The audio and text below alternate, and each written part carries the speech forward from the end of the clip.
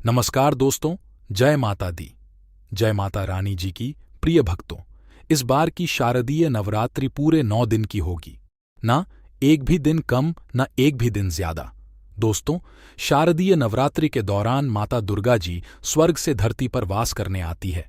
प्रिय भक्तों, शारदीय नवरात्रि के दौरान वह कौन सी ऐसी वस्तु है जो माता रानी के पूजन में भूलकर भी इस्तेमाल नहीं करना चाहिए। प्रिय भक्तों, नवरात्रों के दौरान क्या नहीं खाना चाहिए और क्या नहीं पीना चाहिए, और कौन सा फल खाने से व्रत संपूर्ण और सफल हो जाता है, ये सभी जानकारी आपको इस वीडियो में बताई गई।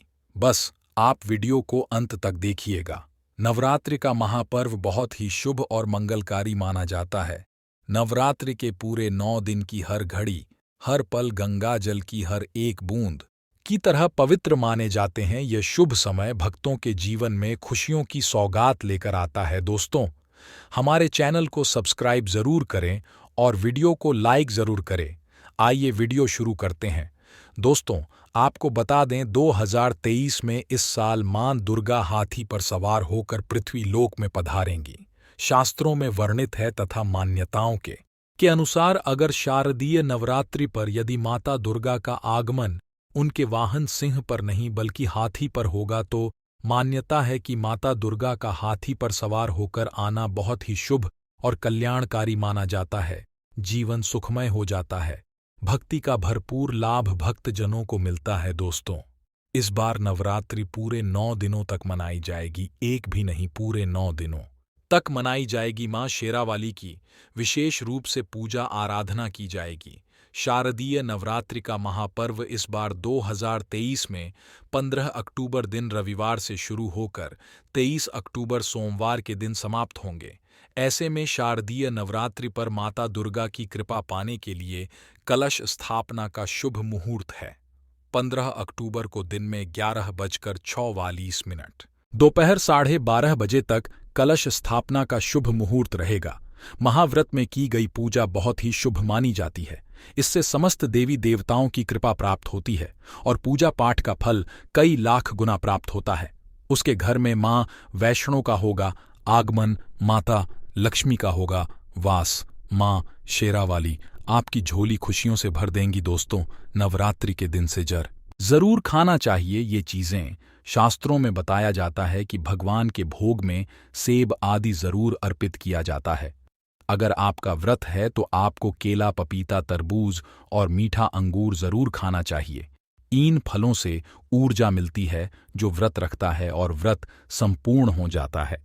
शास्त्रों में बताया जाता है कि नवरात्रों के दिनों में सीताफल जरूर खाना चाहिए। सीताफल खाने से 10 ऐसी बीमारियां हैं जो खत्म हो जाती हैं। माना जाता है कि नवरात्रों के दिनों में सीताफल का घर में प्रवेश होना बड़ा ही शुभ माना गया है। सीताफल खाने से नवरात्रि का व्रत सफल हो जाता है, क्योंकि इसमें माता सीता का आशीर्वाद मिला हुआ होता है। नवरात्रि के दौरान सीताफल जो खाता है उसे दुखों का सामना नहीं करना पड़ता। सीताफल आपको जरूर खाना चाहिए। दोस्तों, नवरात्रि के 9 दिन शक्तिमान दुर्गा को समर्पित होते हैं। नवरात्रि के 9 दिन माता रानी के 9 अलग अलग स्वरूपों का पूजन किया जाता है। नवरात्रि के 9 दिनों में माता रानी को अलग अलग स्वरूप के हिसाब से अलग अलग भोग अर्पित किए जाते हैं। आइए मां का जयकारा लगाते हुए वीडियो को शुरू करते हैं। दोस्तों, नंबर 1, नवरात्रि के दौरान शादीशुदा महिलाओं को सफेद कपड़े पहनकर पूजा पाठ नहीं करना चाहिए। साथ ही साथ काले कपड़े भी नहीं पहनना चाहिए। इससे पूजा व्रत आदि खंडित हो जाती है। माता की चौकी जब आप लगाएं तो उसके नीचे कागज नहीं लगना चाहिए। माता की चौकी हमेशा लाल कपड़ा बिछाकर ही मनाना चाहिए। हमेशा याद रहे, नवरात्रों के इन 9 दिनों तक व्रतधारी को अपना आसन चौकी के आगे ही लगाना चाहिए और मंदिर को नवरात्रों के दौरान अकेला नहीं छोड़ा जाता। बहुत ही अशुभ माना जाता है। इससे दुर्गा माता नाराज हो जाती है और हमेशा के लिए चली जाती है। दोस्तों, नंबर 2, नारियल। हिंदू धर्म में नारियल को समृद्ध धन, श्रद्धा और सम्मान का सूचक माना जाता है। नारियल को श्रीफल भी कहा जाता है। नारियल को सुख समृद्धि में वृद्धि करने वाला माना जाता। समृद्ध धन, श्रद्धा और सम्मान का सूचक माना जाता है। नारियल को श्रीफल भी कहा जाता है। नारियल को सुख समृद्धि में वृद्धि करने वाला माना जाता है। नारियल का हर मांगलिक कार्य में विशेष महत्व होता है। जैसे कि आप सभी जानते हैं कि माता रानी के कई मंदिरों में नारियल से बलि भी दी जाती है और माता रानी के पूजन में नारियल का इस्तेमाल हम सभी करते हैं। खासकर कलश की स्थापना नारियल रखकर ही की जाती है। माता रानी के पूजन में हम नारियल इस्तेमाल करते समय कुछ गलतियां कर बैठते हैं।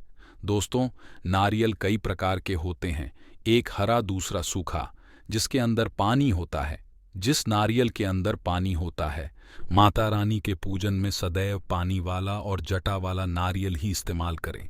नारियल का पूर्ण होना चाहिए। नारियल चटका हुआ या टूटा हुआ नहीं होना चाहिए, क्योंकि साबूत नारियल ही पूर्ण और पवित्रता का प्रतीक होता है। साबूत नारियल ही सुख समृद्धि का प्रतीक होता है। साबूत नारियल को ही श्रीफल यानी कि मां लक्ष्मी का फल कहा जाता है। नवरात्रि में माता रानी के कलश की स्थापना करते समय जटा वाला यानी पानी वाला नारियल की कलश पर स्थापित करना चाहिए। साथ ही यह ध्यान रखना चाहिए कि नारियल को सदैव कलश के ऊपर लेटाकर रखना चाहिए। घट स्थापना करते समय लेटाकर कलश के ऊपर रखा जाता है। साथ ही नारियल को स्थापित करने से पहले आप नारियल को लाल कपड़े में लपेटकर उस पर लाल चुनरी ओढ़ाकर आप नारियल को कलश के ऊपर स्थापित करें। शास्त्रों के अनुसार कलश के ऊपर जब सही तरीके से नारियल रखा जाता है और शुद्ध नारियल रखा जाता है, माता रानी को नारियल अर्पित कर सकती है। लेकिन कभी भी माता रानी के सामने नारियल को भूलकर भी नहीं वधेरना, क्योंकि नारियल बीज रूप होता है और स्त्रियां बीज रूप से ही शिशु को जन्म देती हैं। इसीलिए कभी भी महिलाओं को नारियल नहीं तोड़ना चाहिए। नवरात्रि में माता रानी का व्रत और पूजन किया जाता है, लेकिन नवरात्रि दौरान सबसे ज्यादा महत्व होता है। दोस्तों, अगर आप लोग नवरात्रि के 9 दिन का व्रत रखने जा रहे हैं या नवरात्रि के पहले और अंतिम दिन का व्रत रखने जा रहे हैं तो सीताफल का सेवन भी कीजिएगा और माता रानी जी को यह अर्पित भी जरूर कीजिएगा। हमारे शास्त्रों में वर्णित है कि अगर आप नवरात्रि का व्रत रख रहे हैं तो डब्बा बंद दही और डब्बा में लस्सी का सेवन भूलकर भी मत कीजिएगा। इसमें कई ऐसे केमिकल का इस्तेमाल किया जाता है जिसको आप व्रत के दौरान सेवन में नहीं ला सकते हैं। और अगर आप जाने अनजाने डब्बा बंद दही या डब्बा बंद लस्सी का सेवन अपने व्रत का दौरान करते हैं तो दोस्तों, इसे आपका व्रत खंडित हो जाएगा। माता रानी जी का आपके आशीर्वाद नहीं मिल पाएगा। दोस्तों, जाने अनजाने बहुत से लोग गलती कर बैठते हैं कि वह डब्बा बंद जूस का सेवन अपने व्रत के दौरान करते हैं, तो भूलकर कभी भी अपने व्रत के दौरान डब्बे बंद जूस का इस्तेमाल भी मत कीजिएगा, क्योंकि जब जूस बनाया जाता है उसमें कई ऐसे केमिकल का उपयोग किया जाता है जिन केमिकलों का आप सेवन अपने व्रत के दौरान नहीं कर सकते हैं। आप चाहे तो अपने घर पर खुद अपने हाथों से जूस बनाकर के जूस का सेवन कर सकते हैं। और अगर आप मार्केट से जूस निकलवाने जा रहे हैं तो इस बात का ध्यान रखिएगा कि आपका जूस में नमक ना मिला हो, क्योंकि अगर आपने नमक वाला जूस पी लिया तो आपका व्रत तुरंत का तुरंत खंडित हो जाएगा। दोस्तों, नवरात्रि के दौरान आप सिंघाड़े का आटा, कुट्टू का आटा उपयोग कर सकते हैं, लेकिन बहुत से लोग गलती क्या कर बैठते, उनके घर पर पुराना कुट्टू का आटा या सिंघाड़े का आटा रखा होता है और वह उसी का सेवन अपने व्रत के दौरान कर लेते हैं। और अगर आप भी उन्हीं लोगों में से हैं जो पुराने आटे का सेवन अपने व्रत का दौरान करते हैं तो आप संभल जाइए।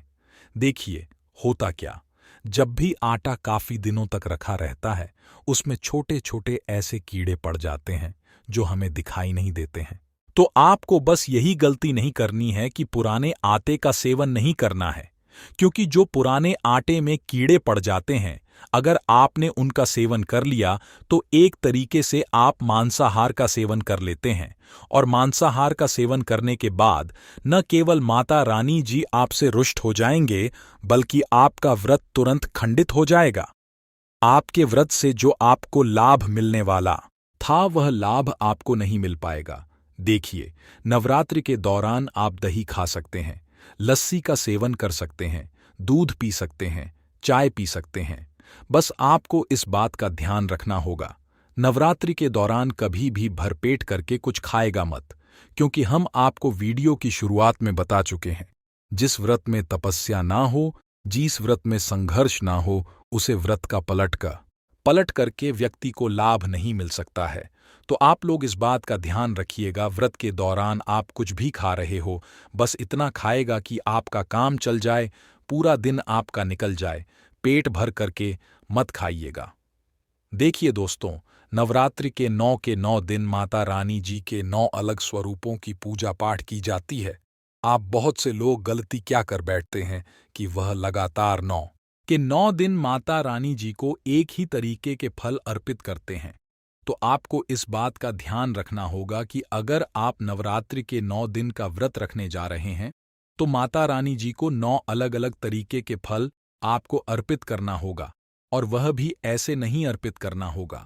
आपको देखना होगा कि माता रानी जी के किस स्वरूप की किस दिन पूजा की रही है, उसी प्रकार से माता रानी जी को फल और फूल अर्पित आपको करना होगा।